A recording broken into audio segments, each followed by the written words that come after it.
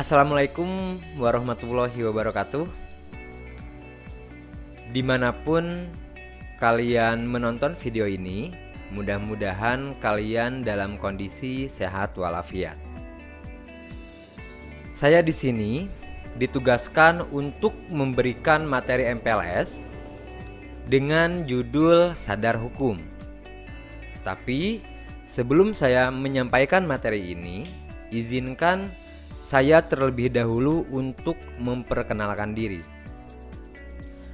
Nama saya Muhammad Febi Ramadan. Usia saya saat ini 26 tahun dan saya di SMK Darul Mutakin diberi amanah untuk mengajar mata pelajaran PPKN, yang artinya saya mempunyai tugas dan tanggung jawab untuk menyampaikan materi ini kepada kalian semua. Di dalam Undang-Undang Dasar 1945, Pasal 1 ayat 3 menyatakan dengan jelas bahwa negara Indonesia adalah negara hukum. Sekali lagi ya, jadi di dalam Undang-Undang Dasar 1945 menyatakan dengan jelas bahwa Indonesia adalah negara hukum. Nah, lalu yang menjadi pertanyaannya, apa sih hukum itu? Secara sederhana, hukum berarti peraturan yang harus dipatuhi oleh seluruh masyarakat, baik itu oleh warga negara asli Indonesia maupun warga negara asing yang tinggal atau sedang berada di wilayah Indonesia. Hukum atau peraturan ini dibuat oleh badan legislatif, di mana salah satu di dalamnya terdapat lembaga MPR dan juga DPR. MPR itu salah satu tugasnya untuk mengubah dan menetapkan undang-undang dasar. Kalau DPR itu salah satu tugasnya untuk membuat undang-undang. Nah, undang-undang dasar dan undang-undang ini sama saja disebut dengan aturan, yang apabila ketika aturan ini sudah dibuat, secara otomatis harus dipatuhi oleh seluruh masyarakat Indonesia. Tujuan adanya hukum atau tujuan adanya peraturan yaitu agar masyarakat bisa tertib, bisa adil dalam bertingkah laku, bisa saling menghargai, juga bisa saling menghormati. Karena bisa kita bayangkan, kalau misalkan di Indonesia ini tidak ada hukum, mungkin kita atau masyarakat bisa seenaknya melakukan hal apapun yang mereka inginkan tanpa mereka tahu dan sadar bahwa hal tersebut sudah merugikan orang lain.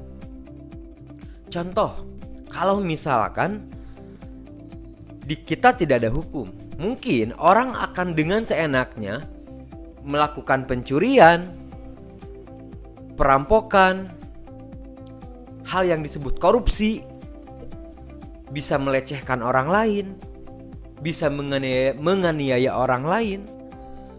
Bahkan dengan seenaknya orang bisa saling bunuh. Maka dari itu, negara bersikap tegas.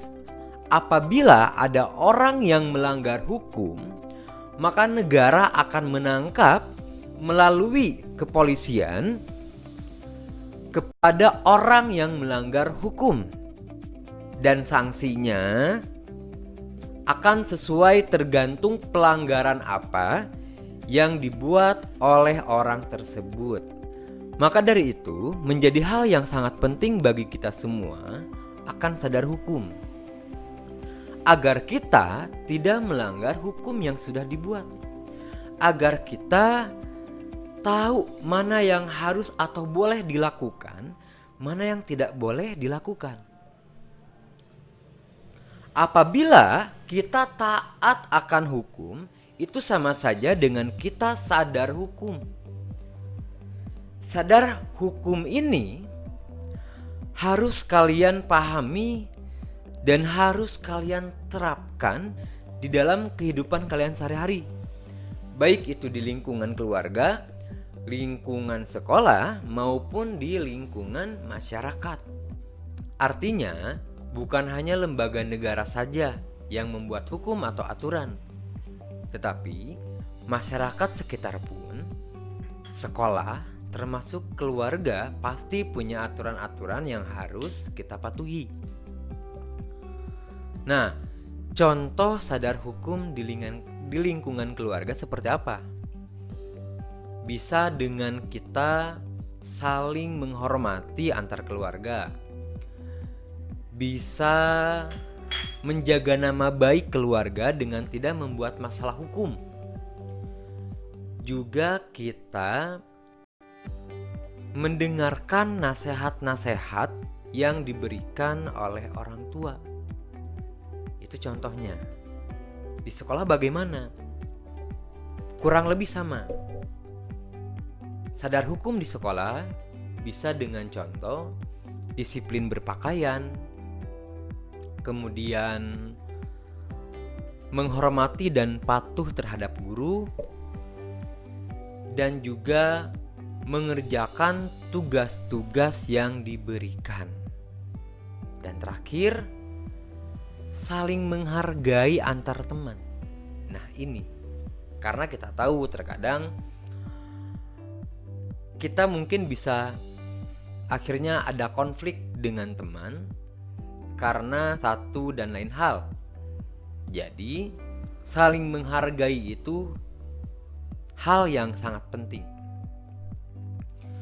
Contoh terakhir di lingkungan masyarakat bisa dengan kita menjaga ketertiban, ketentraman, dan juga keamanan di masyarakat tersebut, tidak membuat resah di lingkungan masyarakat.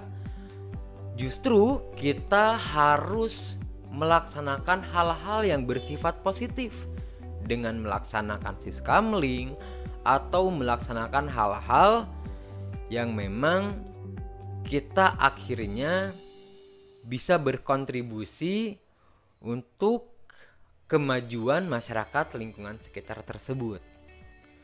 Hukum itu sifatnya memaksa.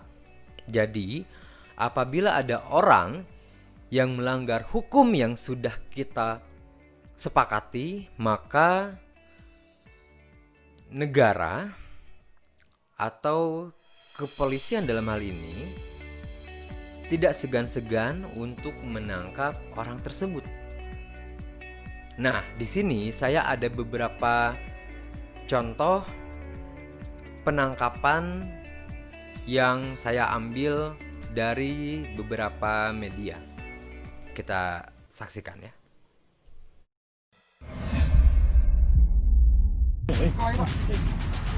As! Woi!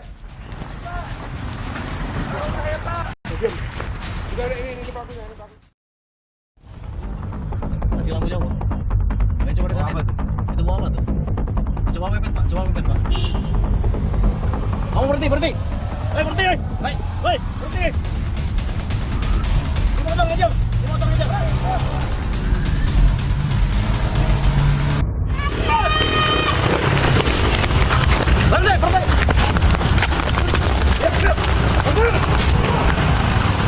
Selang berapa lama, kemudian tim gabungan 2 berhasil menangkap 2 orang yang Mundur. Turun.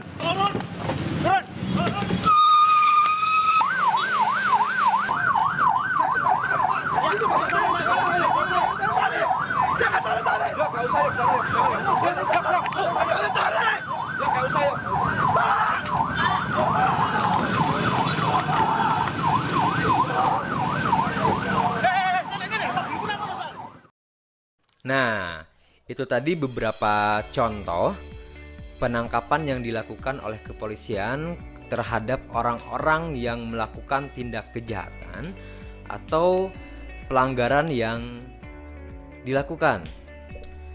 Mungkin itu saja yang dapat saya sampaikan terkait materi sadar hukum ini. Mohon maaf apabila ada beberapa pernyataan saya yang kurang jelas, yang kurang lengkap, atau mungkin kurang tepat. Tapi mudah-mudahan apa yang saya sampaikan ini ada manfaat yang bisa kalian semua ambil. Terima kasih yang sudah mendengarkan dan menyimak video ini. Mudah-mudahan kita bisa bertemu langsung, kita bisa tatap muka langsung, dan kita bisa sharing, berbagi di dalam kelas. Terima kasih dan sampai jumpa. Wassalamualaikum warahmatullahi wabarakatuh.